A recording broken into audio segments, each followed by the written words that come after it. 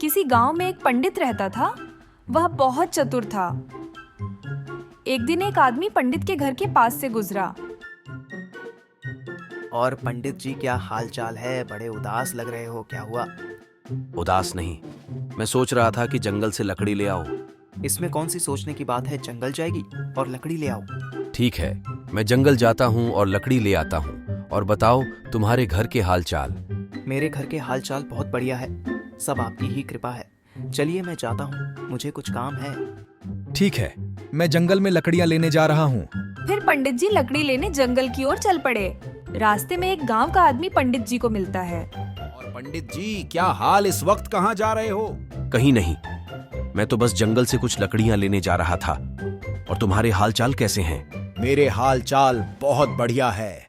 और पंडित जी, जंगल में मत जाना। जंगल में खूंखार राक्षस रहता है, वह आपको खा जाएगा।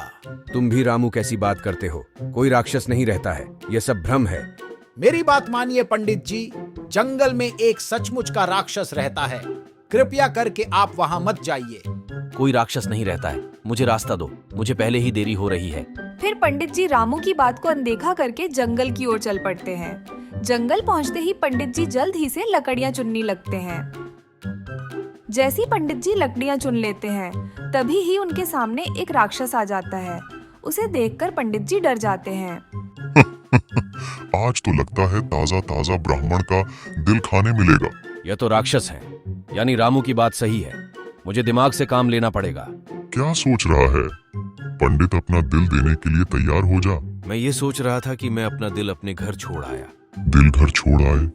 अब मैं तुम्हारा दिल कैसे खाऊंगा? ये सुनकर चतुर पंडित ने कहा, मेरे पास एक उपाय है। यदि मैं घर जाकर दिल ले आऊं। ठीक है, लेकिन मेरी एक शर्त है। तुम्हें अपनी सारी लकड़ियां मुझे देनी होंगी। यदि तुम भाग जाओगे तो। ठीक है, तुम मेरी सारी लकड़ियां रख लो और मैं घर जाकर अपना दिल ले आऊंगा। फिर इसके लिए राक्षस मान जाता है और पंडित दबे पांव वहां से भाग जाता है।